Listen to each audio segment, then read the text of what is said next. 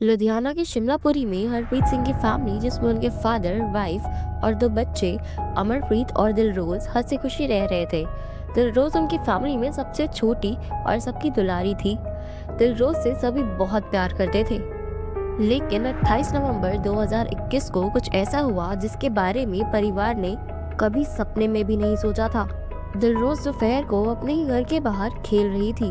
थोड़ी देर बाद जब घर वाले उसे अंदर बुलाने के लिए गए तो देखते हैं कि दिलरोज बाहर थी ही नहीं। वो मोहल्ले के सभी बच्चों से पूछते हैं, अगल बगल के घरों में पता करते हैं, पर दिलरोज कहीं भी नहीं मिल रही थी। वक्त गुजर रहा था और चिंता बढ़ रही थी। 1 घंटा बीत जाता है लेकिन दिलरोज का कहीं पता नहीं चलता है। दिलरोज पहले भी बाहर खेला करती थी, लेकिन ऐसा पहली बार हुआ था। आखिर वो कहाँ गायब हो गई थी? हरप्रीत सिंह खुद पंजाब पुलिस में हेड कांस्टेबल थे और उस वक्त वो ड्यूटी में थे जब घर से उनके पास कॉल आया कि दिलरोज काफी देर से मिल नहीं रही है। ये सुनते ही उन्हें तुरंत लग गया कि सिचुएशन कितनी सीरियस है। इसलिए बिना देरी किए उन्होंने फौरन अपने पुलिस स्टाफ को इन्फॉर्म किया। हरप्रीत की पूरी फैमिली और आसपास के सभी लोग दिलरोज को ढूंढने में लगे हुए थे। पुलिस की एक टीम घर पहुंचती है और दूसरी टीम सारे ही आसपास के सीसीटीवी कैमरास को चेक करना शुरू कर देती है। उन्हीं फुटेजेस में से एक फुटेज पुलिस को ऐसी मिलती है जिसमें एक लेडी दिलरोज को स्कूटी पे ले जाते हुए दिखाई देती है और वो दिल्ली अमृतसर हाईवे की तरफ मुड़ी है। पुलिस आगे की और फुटेजेस ढूंढने में जुट जाती है, लेकिन इसके आगे की उन्हें और कोई सीसीटीवी फुटेज हाथ नहीं लगती है।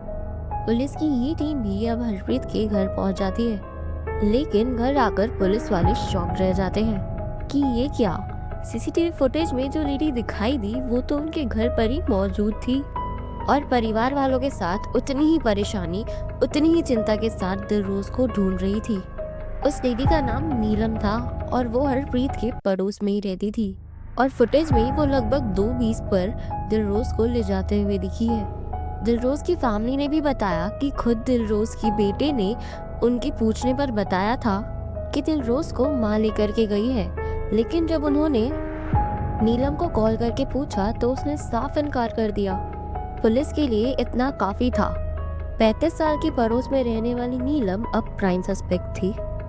पुलिस नीलम से दिलरोज के बारे में पूछताछ शुरू करती है, बट ना कोई सही जवाब मिलता है और ना ही वो दिलरोज को साथ में ले जाने की बात एक्सेप्ट करती है। इसीलिए पुलिस नीलम को वो फुटेज दिखाती है जिसमें वो दिलरोज को ले जाते हुए दिखी थी और ये देखते ही नीलम को समझ में आ जाता है कि उसका भांडा फूट चुका है।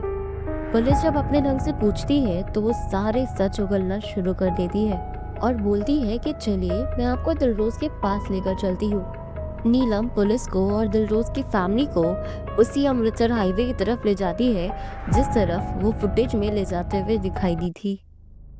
बच्ची की टाइमली मिसिंग रिपोर्ट दर्ज होना, कम समय में ही सीसीटीवी फुटेज का मिल जाना और बच्ची को ले जाने वाली लेडी का पकड़ा जाना, सब कुछ इतना समय रहते होने से पुलिस एक सेंस ऑफ रिलीफ में थी कि बच्ची फाइनली मिल ही गई। और वहीं दूसरी तरफ हरप्रीत और उसकी फैमिली अपनी बच्ची दिलरोज के पास बस कैसे भी पहुंचना चाहता था।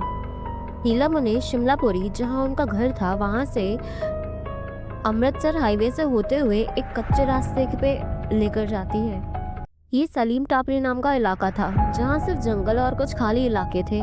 मुश्किल से 50 मीटर की दूरी पर नीलम वहां पर एक खाली प्लॉट की तरफ इशारा करती है। आगे जो होने वाला था वो सभी के लिए बेहद डरावना था। नीलम ने जिस खाली जगह की तरफ इशारा किया था उस प्लॉट में मिट्टी का एक छोटा सा ढेर था जो एक ताजे खुदे गड्ढे के भरे जाने पर बन जाता है और उसी के पास दिलरोज के जूतों के निशान थे। सभी का दिल चीख उठा पर मानो आवाज ना आई हो। पिता बदहवास अपने हाथों से मिट्टी हटाने लग जाता है। थोड़ी सी ही मिट्टी हट पाई थी कि हरप्रीत का हाथ दिलरोज के हाथ से टकराता है। दरअसल नीलम ने उस मासूम दिलरोज को जिंदा ही उस गड्ढे में दफन कर दिया था। दिलरोज के सिर पर चोट और मुंह में मिट्टी भरी हुई थी, लेकिन बॉडी गर्म थी अभी और सांसें चल रही थी। सभी लोग उम्मीद के साथ दिलरोज को डीएमसी हॉस्पिटल लेकर भागे, लेकिन अफसोस हॉस्पिटल पहुंचने से पहले ही नन्ही दिलरोज इस दुनिया से जा चुकी थी।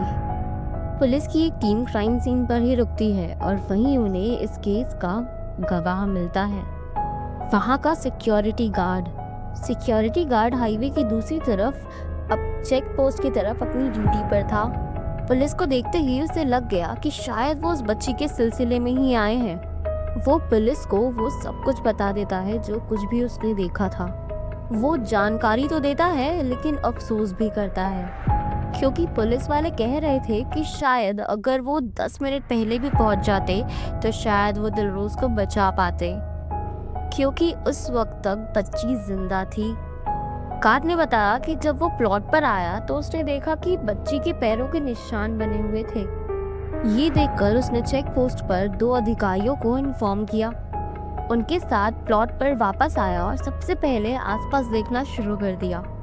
उसके दिमाग में ऐसा था कि कहीं लेडी ने बच्ची को बेच तो नहीं दिया कहीं, लेकिन ऐसा होगा उसे इसका बिल्कुल भी अंदाजा नहीं था। अब बाकी रहा सबसे बड़ा सवाल कि ऐसा क्या हुआ होगा जिसके चलते नीलम ने मासूम दिलरोज की जान ले ली। हरप्रीत सिंह के परिवार के लिए नीलम शायद वो आखिरी शख्स होती जिस पर उनको शक जाता, और यही हैरानी आसपास के लोगों को भी थी क्योंकि वो ना सिर्फ उनके पड़ोसी थी बल्कि उसके खुद के 2 बच्चे थे। दिलरोज भी नीलम को बुआ बुलाती थी। जब पुलिस ने नीलम के बयान दर्ज किए तो उसका मोटिव ऑफ क्राइम हैरान कर देने वाला था। एक तरफ जहां हरप्रीत सिंह का भरा पूरा परिवार था और फाइनेंशियल कंडीशंस भी अच्छी थी, वहीं दूसरी तरफ नीलम का डाइवोर्स हो चुका था और वो अपने दोनों बच्चों को लेकर अपने माँ बाप के साथ रहने लगी थी। हरप्रीत सिंह के दोनों बच्चे अमरप्रीत और दिलरोज को दोनों को ही आसपास के लोग, घर के लोग, पड़ोस के लोग, मोहल्ले के लोग सभी बहुत प्यार करते थे। कभी उनके लिए कोई मिठाई लेकर आता तो कभी कोई चॉकलेट और कभी कोई खिलौने। दूसरी तरफ नीलम के बच्चे थोड़े शरारती थे। आए दिन उनकी शिकायतें आती रहती थी। डिवोर्स की वजह से वो अपने बच्चों के लिए वो सब कुछ नहीं कर पाती थी जिसको वो हरप्रीत सिंह के बच्चों के साथ होते हुए देख पाती थी, क्योंकि उसकी फाइनेंशियल कंडीशन बिगड़ चुकी थी। दिल ही दिल में वो ये महसूस करने लगी थी कि कोई उसके बच्चों को चॉकलेट या खिलौने नहीं देता और ना ही इतना प्यार करता है। नीलम के अंदर यही जलन धीरे धीरे नफरत का रूप ले रही थी। पुलिस को ये भी खबर मिली कि नीलम के घर कुछ बाहरी लोगों का आना जाना था और जैसा कि वो डाइवोर्स्ड थी इसलिए आसपास के लोग ना सिर्फ उसके कैरेक्टर पर सवाल उठाते बल्कि उसकी माँ से जाकर उसकी शिकायतें करते। इसलिए नीलम ने घर से दूर किसी और एरिया में रहने का फैसला किया था और अपने लिए घर भी देख लिया था। 28 नवंबर 2021 लगभग 2:15 बजे नीलम का सारा सामान पैक होकर शिफ्ट हो रहा था, लेकिन उसके दिल में घर से जाने की नाराजगी और सबसे बदला लेने का ख्याल था। वो बस अपना घर छोड़कर जा ही रही थी कि तभी उसने दिलरोज को घर के बाहर खेलते हुए देख लिया। तभी ना जाने नीलम के दिमाग में क्या आया और उसने दिलरोज को अपनी स्कूटी में बैठा लिया और नादान दिलरोज घूमने फिरने की फिराक में उसके साथ बैठ गई, क्योंकि उस मासूम को क्या पता कि दिमाग में गुस्सा और दिल में नफरत पाले नीलम आज उसकी बुआ नहीं बल्कि एक शैतान थी जो उसकी जिंदगी मिटाने वाली थी। घर से काफी दूर लाने के बाद उसे हाईवे किनारे एक कच्चा रास्ता दिखा। वो ऐसी जगह थी जहां दूर दूर तक कोई नहीं था। कच्चे रास्ते से होते हुए वो उसे खाली प्लॉट में ले गई, जहां पहले उसने वहां पर एक पत्थर से उसके सिर पर वार किया और जब वो रोने लगी तो उसके मुंह में मिट्टी भरकर वहीं जमीन पर गाड़ दिया। दिलरोज की जान दम घुटने से गई थी और यही कॉज ऑटोप्सी रिपोर्ट में भी आया। नन्ही दिलरोज नीलम के शैतानी दिमाग और बेवजह की जलन और गुस्से का शिकार हो गई। नीलम ने पूरी इंसानियत को ही शर्मिंदा कर दिया, जबकि उसके खुद के 2 बच्चे थे। इसलिए 12 अगस्त 2024 को सेशन कोर्ट ने इस केस को रेयरेस्ट ऑफ रेयर घोषित करा। कोर्ट ने इसे एक क्रूअल और क्रिमिनल माइंडसेट के साथ किया गया एक प्री प्लान मर्डर मानते हुए नीलम को फांसी की सजा सुनाई। फांसी की सजा सुनते ही नीलम कोर्ट में ही रोने गिड़गिड़ाने लगी। वो अपने दोनों बच्चों का हवाला देने लगी कि उनकी परवरिश कौन करेगा। अपने बच्चों की नीलम को इतनी फिक्र थी, लेकिन उसे इस बात का ज़रा भी अफसोस नहीं था कि उसने खुद किसी के बच्चे को मार दिया था। अपने बच्चों को खोने का गम बहुत बड़ा होता है और यही गम लिए फाइनल जजमेंट के बाद दिलरोज़ के माता-पिता ने कोर्ट का शुक्रिया अदा करा। इस केस से आपको 2 बातें सीखने को मिलती है। पहला ये कि अगर आपको कोई भी अनयूजुअल एक्टिविटी होते हुए दिखे एंड आपके इंस्टिंक्ट्स कुछ सिग्नल कर रहे हों, तो उसे इग्नोर ना करें, क्योंकि क्या पता हमारी छोटी सी अवेयरनेस किसी की ज़िंदगी बचा ले। इस केस में अगर सिक्योरिटी गार्ड घबराने की जगह थोड़ी सी अलर्टनेस दिखाता, तो जब नीलम बच्ची को लेकर उस सुनसान रास्ते की तरफ गई थी और वो तभी पहुंच जाता, तो शायद आज दिलरोज़ बच सकती थी।